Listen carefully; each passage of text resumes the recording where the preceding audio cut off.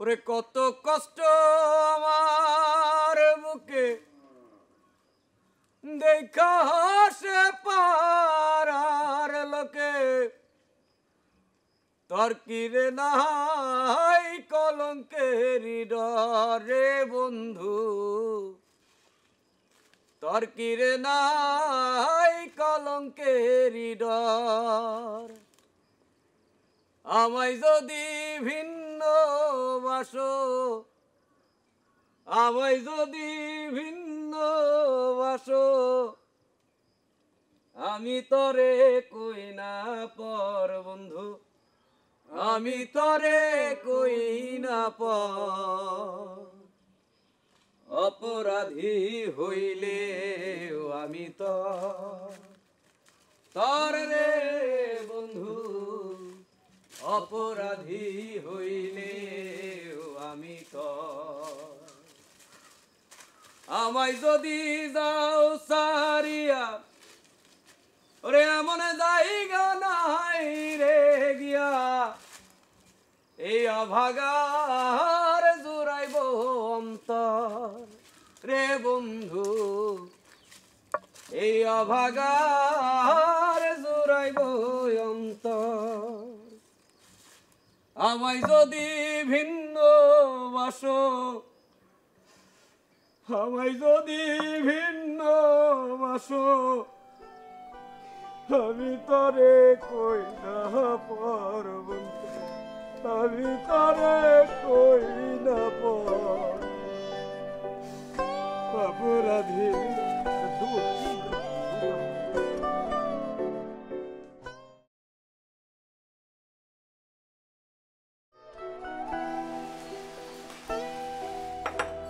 Sir আমি নিজে chairman সাহেবের সঙ্গে কথা বলেছি উনি বলেছেন যে ওনার এলাকায় উৎসব আয়োজন করতে গেলে ওনাকে সেটা জানাতে হবে একজন জনপ্রতিনিধি হিসেবে স্যার ওনার এটা জানার অবশ্য রাইট আছে অবশ্যই তাকে সেটা জানানো হয়েছিল এবং সে বলেছে তাকে অনুষ্ঠানে যদি সভাপতি করা না হয় তাহলে সে অনুষ্ঠান হতে দেবে না স্যার তখনও যদি থানায় একটা ইনফর্ম করতেন তাহলে মারামারির ঘটনাটা অন্তত ঘটতো না কিন্তু ইন্সপেক্টর তার লোক গ্রামের একটি ছেলেকে মেরেছে জনপ্রতিনিধির চেলা চামুন্ডাদের নিশ্চয় সে অধিকার নেই তা নেই স্যার ইন্সপেক্টর তুমি কি চেয়ারম্যানের ওই সহকারীকে গ্রেপ্তার করেছো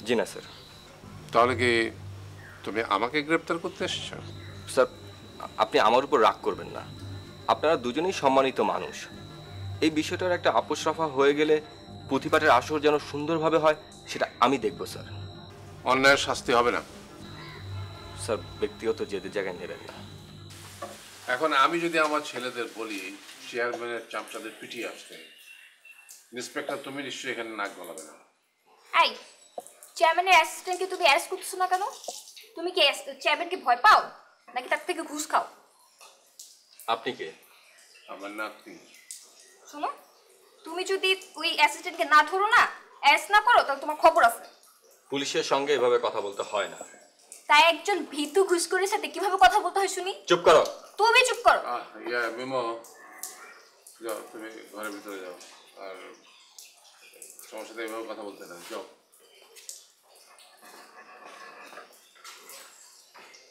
আই এম সরি ইন্সপেক্টর আমিও দুঃখিত স্যার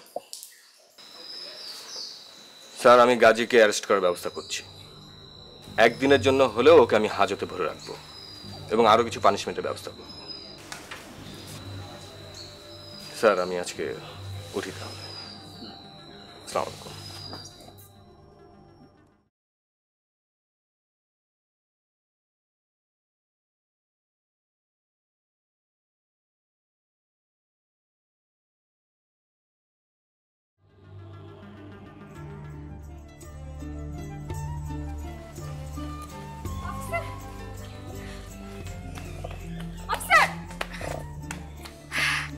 আমি আড়াল থেকে সব কথা শুনে ফেলেছি থ্যাংক ইউ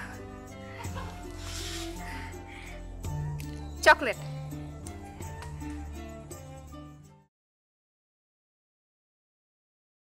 ঝামেলাটা হবে বুঝতে পারিস সামনে ওই যে পুঁই শাক আছে সেইগুলা যদি তুই লইট্টা শুটকি দিয়ে ভুনা করিস খেতে যে কি মজা হবে, মা গো মা, আমি তো ভাবতে আমার জিহ্বায় পানি চলে আস। সেই তুমি কি আমাকে ইচ্ছে করে অপমান করছো লাবণ্য? আমি কোথায় তোমাকে অপমান করলাম?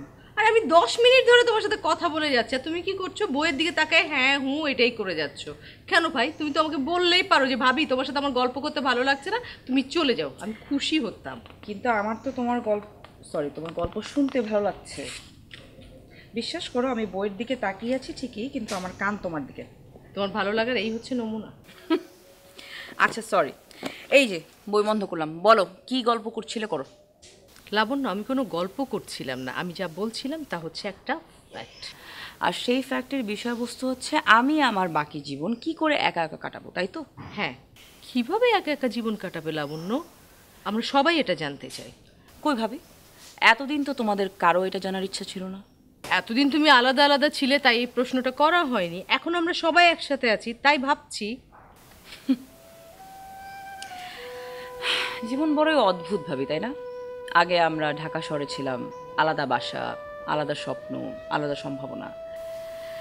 এখন আমরা সবাই একসাথে, এখন এই জন্য যৌথ স্বপ্ন দেখতে হবে। যখন তখন তোমাদের আমার পার্সোনাল লাইফে নাক গলাতে হবে।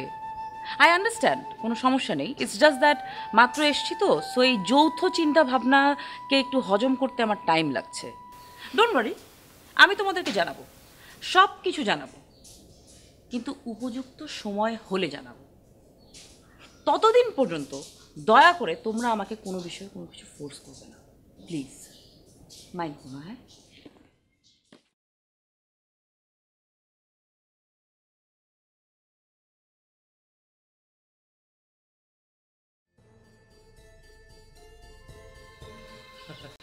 আরে দারোগা সাহেব, আসেন আসেন, বসে বসে। তা হঠাৎ কি মনে কইরা? আচ্ছা, এই আধুনিক যুগে আপনি এরকম হুট করে চলে এলেন, একটা ফোন দিবেন না?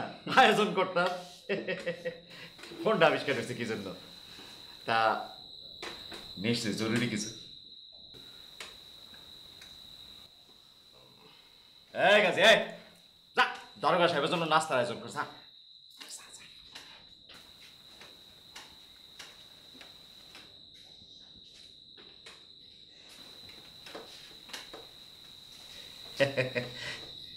বলেন।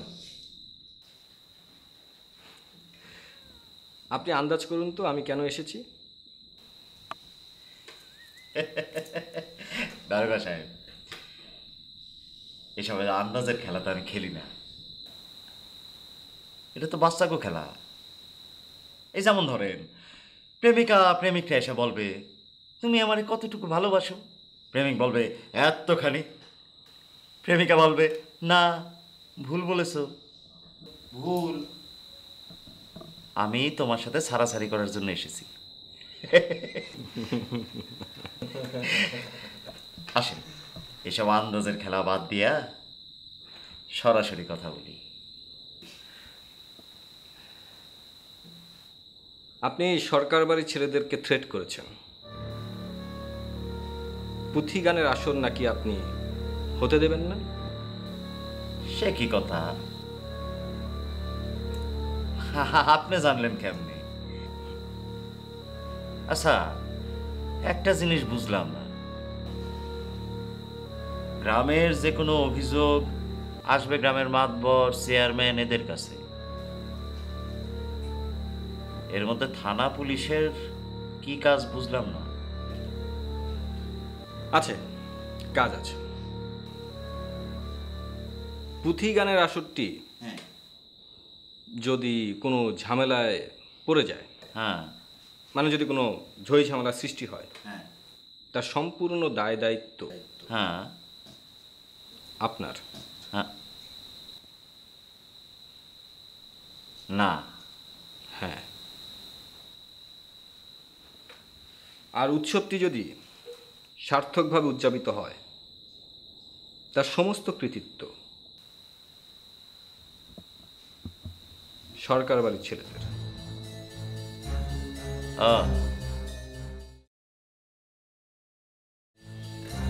বুঝলাম।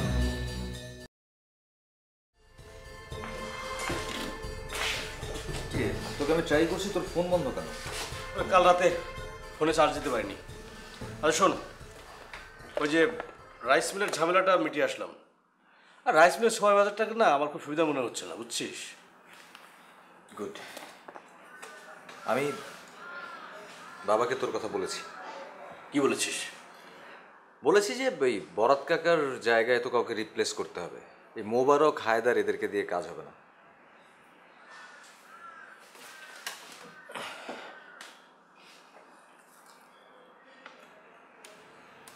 বাচ্চু, এটা রাখ। কি অ্যাডভান্স দিচ্ছিস? তোকে দৌড়াদৌড়ি করতে হয় না, টাকা তো লাগেই। আর আব্বার সাথে কথা বলে তোর স্যালারিটা ফিক্স করে নেব। চাকরি করতে প্রবলেম নেই তো? আপত্তি থাকলে কি আর? আরমান, একটা চাকরির জন্য কত জায়গায় দরখাস্ত দিয়েছি, কত জায়গায় ঘুরেছি। অনার্স পাস করে গ্রামে বেকার হয়ে বসে আছি। বিদেশে যাওয়ারও চেষ্টা করেছি, পারিনি। একজন অ্যাকাউন্টসের লোক নিতে হবে অফিসে। আমি খুবই অবাক হচ্ছি, বুঝছিস? বরাত কাকা সব কিছু নিজের হাতেই করতো এবং সব কিছু অ্যানালগ পদ্ধতিতে। অফিসে একটা কম্পিউটার লাগবে, আরও বেশ কিছু জিনিস কিনতে হবে। টাকাটা নে।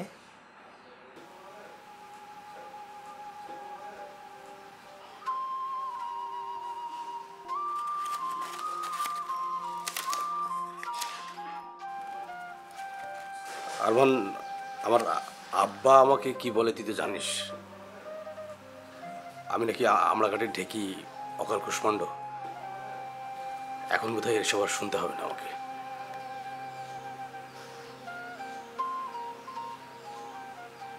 ও বরাত কাকা ফোন করেছিল আমাকে। কেন? ওই সন্ধ্যায় আমার সাথে দেখা করতে চায়, কি জানি সব বলবে। ও, আমি তো থাকতে পারবো না, আমার তো বড় বাজারে থাকতে হবে, সবজি ট্রাক আসবে। ও আচ্ছা, না ঠিক আছে, অসুবিধা নেই, তুই যা। আজকে রাতে তো আবার পুঁথিপাঠের আসর, তাই না? হ্যাঁ লোকজন কি এখন শোনে পুঁথিপাঠ?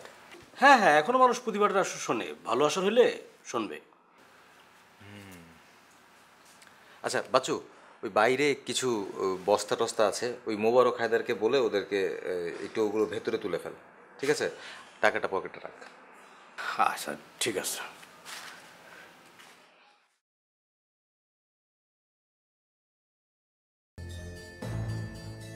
আচ্ছা, আপনি আমার একটা কথা বলেন।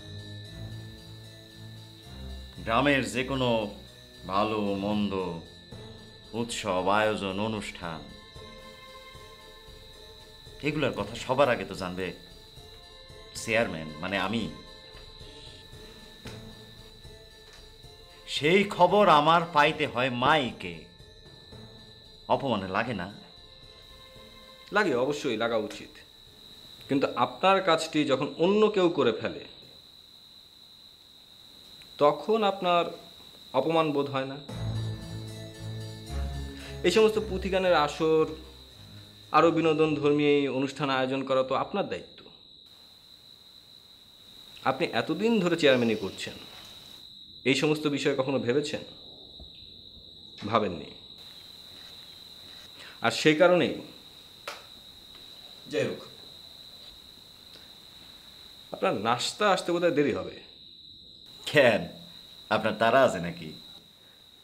না চেয়ারম্যান সাহেব, আমার কোনো তাড়া নেই। আমি আপনার এখানে এসেছি এবং আপনার এখানে আমি নাস্তা করব সেটাও মনে মনে স্থির করে এসেছি। আপনার এখানে নাস্তা করে ধীরে সুস্থে তারপর যাব। নাস্তা আসতে আসতে আপনার সাথে অন্য একটা বিষয়ে আলোচনা করি। বলেন। চেয়ারম্যান সাহেব, এই মহাকাশ সম্পর্কে আপনার কোনো ধারণা আছে?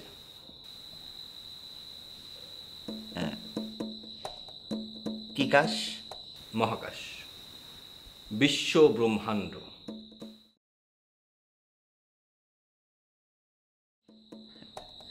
জি না। না থাকলে কোনো অসুবিধা নেই, আমি আপনাকে বুঝিয়ে দিচ্ছি।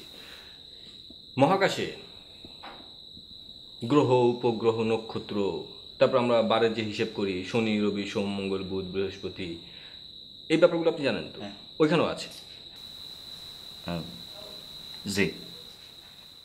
এই গাজে, আরে নাস্তা নিয়ে আয়। আসবে, নাস্তা আসবে, হয়তো ভালো খাবারের আয়োজন করছে। তো চন্দ্রগ্রহণ সূর্যগ্রহণ সম্পর্কে আপনার কোনো ধারণা আছে? জি। বুঝিয়ে দিচ্ছি। চন্দ্র মাঝে মাঝে সূর্যকে গ্রহণ করে ফেলে, খেয়ে ফেলে, আবার সূর্য মাঝে মাঝে চন্দ্রকে খেয়ে ফেলে। এই খাওয়া খাওয়ার ব্যাপারটা চলে আমাদের এই ভিলেজে। ভিলেজ পলিটিক্স বলে একটা কথা আছে, কে কাকে টক্কর দিতে পারবে, কে কাকে খেয়ে ফেলতে পারবে, এতক্ষণে আমার মনের কথাটা বলছেন। বলেন। কার অবস্থান কোথায় এবং কিভাবে তাকে দমিয়ে রাখা যায়, এই সমস্ত বিষয় আসে এগুলো। গাজে, হ্যাঁ বেটা নাস্তা নিয়ে আয়। দিবে দিবে, নাস্তা দিবে। আপনি শুনুন, জি। আমার মাঝে মাঝে ভালো লাগে এই ব্যাপারগুলো, আমি ভাবি মহাকাশের বিষয়গুলো এবং কারোর সাথে শেয়ার করতে ইচ্ছে করে। আমার মনে হচ্ছে আপনি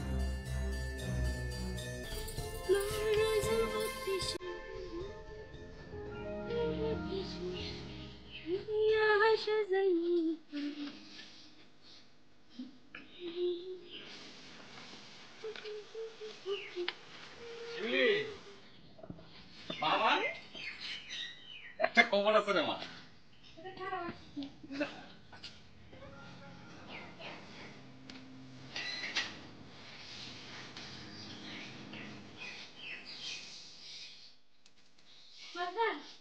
এক গ্লাস পানি দেই। থেকে আইলা